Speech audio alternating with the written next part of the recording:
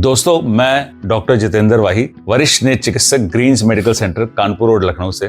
आज मैं आपको जिन लोगों ने मोतियाबिंद का ऑपरेशन करवा लिया है और वो जब हमारी क्लिनिक में वापस हमें अगले दिन दिखाने आते हैं या उसके बाद नेक्स्ट अपॉइंटमेंट के लिए हमारे पास आते हैं, तो उनके कुछ ऐसे कॉमन सवाल होते हैं जिनको मैं एड्रेस करना चाहूंगा। अक्सर मरीज जब हमारे पास आते हैं तो वो बहुत डिससैटिस्फाइड होते हैं, यानी कि वो अच्छा महसूस नहीं करते हैं। और उनका रीजन ये है, ये जो ऑपरेशन हम मोतियाबिंद का करते हैं, जिस ऑपरेशन थिएटर में हम ऑपरेशन करते हैं, वहां पे हम कोई भी उनको बेहोश नहीं करते मरीज। तो हम जो भी कर रहे होते हैं, जो भी बोल रहे होते हैं, वो सब मरीज पूरा सुन रहा होता है, बल्कि हम मरीज से खुद बात कर रहे होते हैं। मरीज को बोलने की स्वतंत्रता होती है। और ऐसे में जब भी डॉक्टर अपने असिस्टेंट के साथ या अपनी स्टाफ नर्स के साथ या कोई और बात कर रहा होता है कि अरे भाई वो सामान वहां से उठा देना, अरे वो सामान वहां गिर गया, इसको वहां रख दो, तो ये सारी बातें मरीज भी सुन रहा होता है। ये बिल्कुल स्वाभाविक है कि मरीज उस समय इतने स्ट्रेस में होता है कि उस समय की सारी बातों को वो अपने साथ लिंक करके अपने ऊपर सोचने की कोशिश करता है। अरे डॉक्टर साहब ने तो ये कहा था, वहां पे एक फोन आ गया था, डॉक्टर साहब ने फोन पे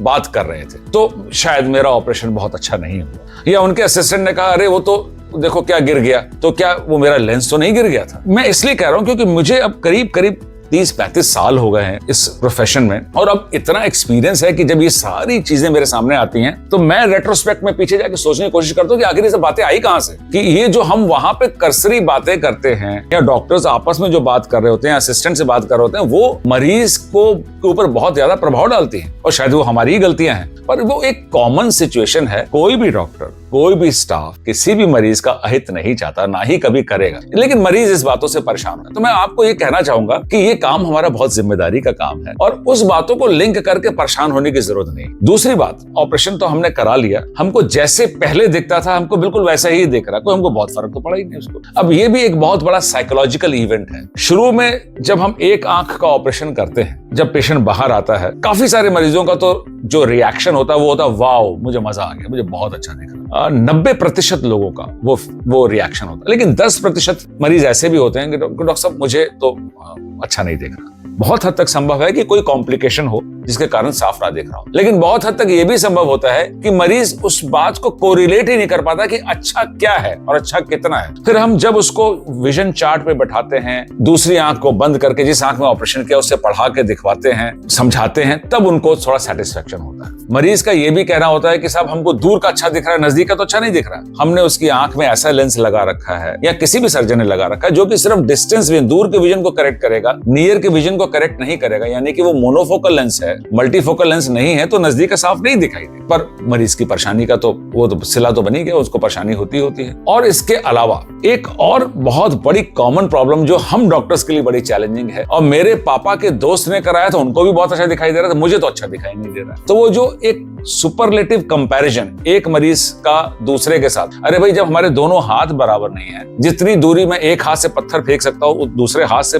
पत्थर नहीं फेंक सकता, मेरे दोनों हाथों की क्षमता अलग है। एक मरीज की आंख का कंपैरिजन दूसरे मरीज की आंख के कंपैरिजन तो हम कर ही नहीं सकते। पेशेंट्स के मन में एक कॉमन एक ये फीचर है कि साहब आपने जो मेरी मौसी का ऑपरेशन किया था उनको तो बहुत बढ़िया दिख रहा है, उनको अभी तक कोई प्रॉब्लम नहीं है, वो आज भी अच्छा देखती हैं, ऑपरेशन के थिएटर से बाहर निकलते ही दिखने लग गया था, और मैंने कराया तो मुझे तो अच्छा नहीं दिख रहा है। तो ये कंपैरिजन संभव नहीं है। हर मरीज फर्क है, मरीज की आंख फर्क है, एक आंख से दूसरी आंख फर्क है, इसलिए इन दोनों चीजों का तालमेल नहीं है। इसलिए ये डिससैटिस्फैक्शन का बहुत बड़ा कारण है। तीसरा एक बहुत इंपॉर्टेंट कंप्लेंट होती है कि साहब मैंने ऑपरेशन कराया और मेरी आंख में पानी आ रहा और मेरी आंख में कुछ चुभ रहा। अब इससे मरीज बहुत परेशान हो। उसका रीजन है कि ऑपरेशन कराने के बाद हम उसको का एक काला चश्मा दे देते हैं। हम ये भी कह देते हैं कि आंख को हाथ नहीं लगाना, 7 दिन तक पानी नहीं डालना है, छूना नहीं है, तो और सिर्फ दवाई डाल दी। तो अब होता क्या है कि जितनी भी हम आंखों में दवाई डालने को कहते हैं, वो आई ड्रॉप्स के जो छोटे छोटे कण हैं वो भी आंखों के बालों में, पलकों में जाके जम जाते हैं, क्योंकि हमने साफ करने को तो मना किया हुआ है, बहुत छूने को अलाउ नहीं करते हैं। और अगर स्टेराइल वाइप से साफ भी करते हैं, उतनी अच्छे से वो साफ होता नहीं। तो लिहाजा जब आंख की पलकें चलती हैं तो कुछ कण आंखों में जाते रहते हैं, इरिटेशन, उससे कोई नुकसान नहीं होने वाला है, लेकिन एक वो इरिटेशन का सबब बना रहता है, एक इरिटेशन बना ही रहता है। और जब इरिटेशन होता है तो पानी आता है, और जैसे ही पानी आएगा तो हल्का सा धुंधलापन आ जाएगा। तो ये एक कॉमन प्रॉब्लम है जो मरीज कहता है कि साहब हमको डॉक्टर साहब 2 दिन हो गए, 3 दिन हो गए, आंखों में कुछ गड़ रहा है, आंखों में कुछ पानी आ रहा है, चुभ रहा है। तो ये एक कॉमन प्रॉब्लम्स हैं जो 6-7 दिन तक हो सकती है, ना हो ये भी मुमकिन है, पर हो सकती है ये भी मुमकिन है। इसलिए बहुत ज्यादा परेशान होने की जरूरत नहीं है। और अगर आपको लगता है तो अपने डॉक्टर से इसको डिस्कस कर सकते हैं। डिससैटिस्फैक्शन का यानी कि असंतुष्ट होने का एक बहुत बड़ा कारण। और एक बात और जो मरीज को मैं बताना चाहूंगा, ऑपरेशन करना डॉक्टर का काम था, लेकिन ऑपरेशन के बाद पोस्ट ऑपरेटिव यानी ऑपरेशन के बाद की जो केयर करना है आंखों की, वो आपका काम।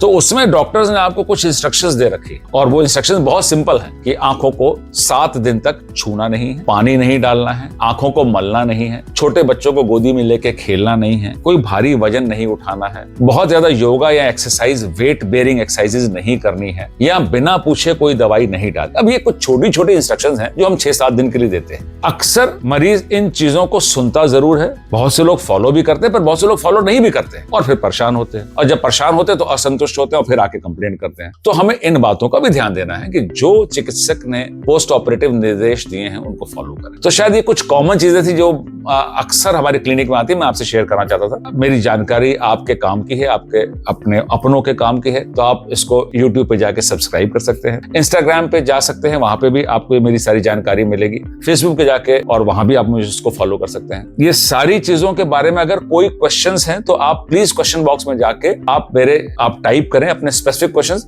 और मैं पूरी कोशिश करूंगा कि मैं आपके सवालों का जवाब दूं। धन्यवाद।